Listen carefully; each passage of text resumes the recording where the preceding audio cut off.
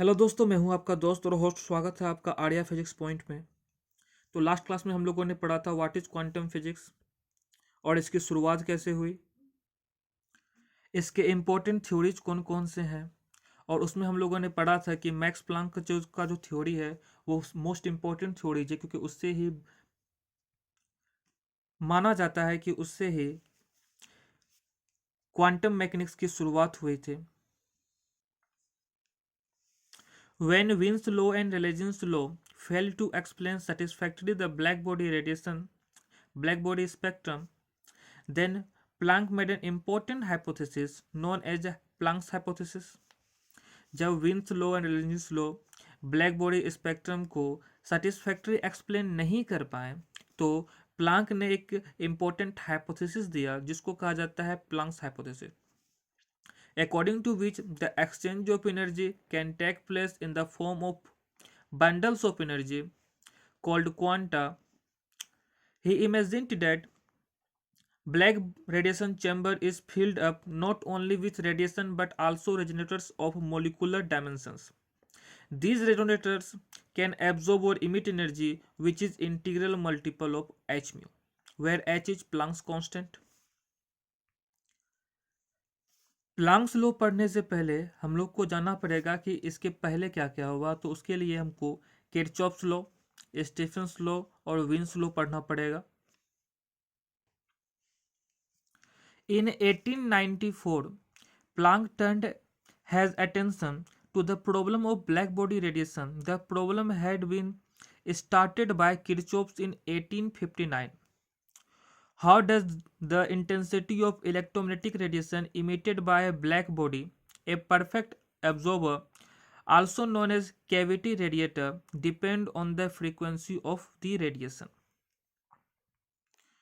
तो उसके लिए हम लोगों को सबसे पहले पढ़ना पड़ेगा what is radiation.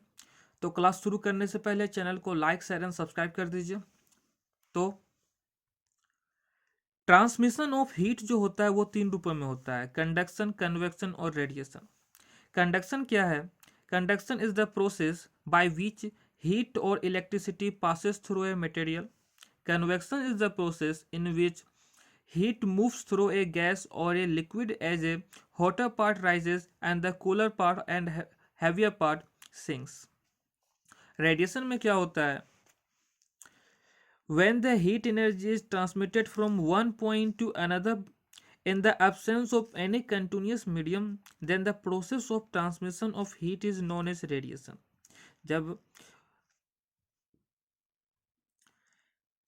Heat energy एक पॉइंट से दूसरे पॉइंट तक बिना किसी कंटिन्यूस मीडियम के पहुंच जाए तो इस प्रोसेस ऑफ ट्रांसमिशन को कहा जाता है radiation. The energy transmitted by this method is known as a radiant energy. In this process the heat energy is transmitted in vacuum और गैसियस मीडियम। ब्लैक बॉडी के बारे में हम लोग पढ़े हैं कि ब्लैक बॉडी के अंदर जो भी जाता है वो बाहर नहीं आता, पर ऐसी बात नहीं है। इसके बारे में हम लोग अच्छा से पढ़ेंगे। Perfectly black body is that body which absorbs total incident radiant energy. Perfectly black body वह बॉडी है जो जितना भी इंसिडेंट रेडिएंट एनर्जी होगा उसको एब्जॉर्ब कर लेगा। Since a good absorber is a good emitter and it also emits the total radiant energy after hitting it at sufficient temperature. एक एक अच्छा एब्जॉर्बर जो होता है वो एक अच्छा इमिटर भी होता है। तो ये जो चीज़ एब्जॉर्ब करेगा उसको इमिट भी करेगा एक सफिशिएंट टेम्परेचर पर पहुंच जाने के बाद। Thus, a perfectly black body is defined as that body which absorbs the total radiant energy incident on it and also emits total energy after emitting it at sufficient temperature. As for example, lamp black, bismuth black, etc., we can take approximately behave like perfectly black body. Lamp black और bismuth black जो है वो approximately perfectly black body के तरह behave करता है। Kirchhoff principal जो था अबाउट ब्लैक बॉडी, तो this principle states that if a spherical enclosure is placed in a constant temperature bath, then it behaves like a perfect black body. जब एक spherical enclosure को constant temperature bath में placed करेंगे तो वो black body perfect black body की तरह behave करेगा। इस प्रिंसिपल को किरचॉफ ने दिया था। अब हमको ब्लैक बॉडी का एमिसिव पावर और एब्जॉर्प्टिव पावर क्या होता है इसके बारे में पढ़ना है।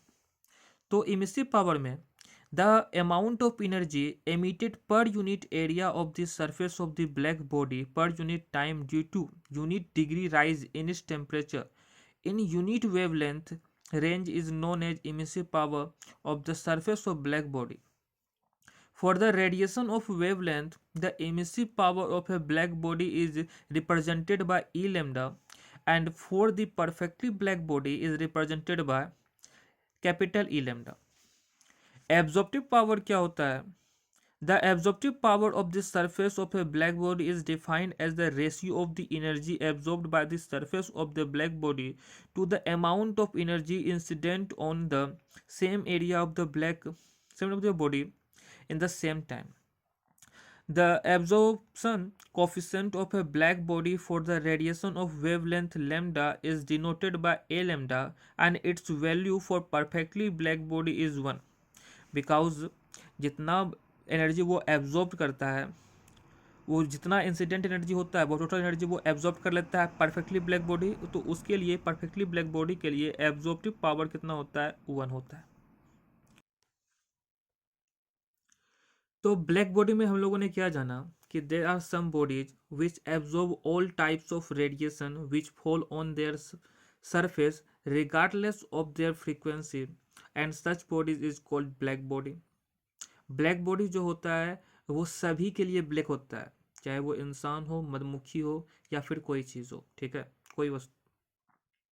जब वह ब्लैक बॉडी लो टेम्परेचर पे रहता है तो वो ब्लैक बॉडी जो होता है सभी के लिए ब्लैक होता है।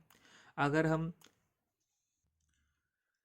हम किसी भी लाइट को ब्लैक बॉडी की ओर देंगे तो ब्लैक बॉडी जो है वो सारा लाइट को अपने अंदर एब्जॉर्ब कर लेगा। एज फॉर एग्जांपल ये लीजिए, ये एक सरफेस है जो कि लैंप ब्लैक और बिस्मिथ ब्लैक से कोट किया हुआ है।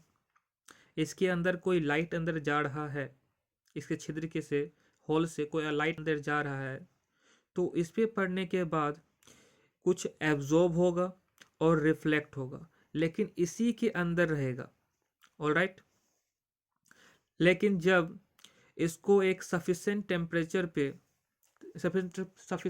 तक लाया जाएगा तो इसके अंदर से ही लाइट रेडिएशन इमिट होने लगेगा, और जब रेडिएशन इस ब्लैक बॉडी को छोड़ेगा, जब यह गर्म होगा तो उसको कहा जाता है black body radiation. The radiations leaving a black body when it is hot is called black body radiation. तो